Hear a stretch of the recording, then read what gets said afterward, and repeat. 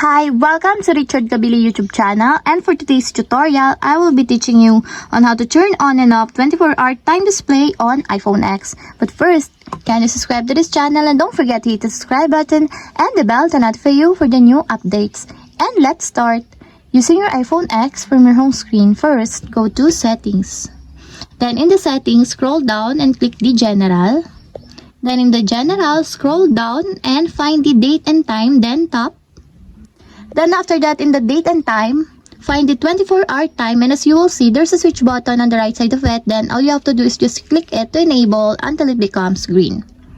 And if you want to disable or turn off, just click again the switch button.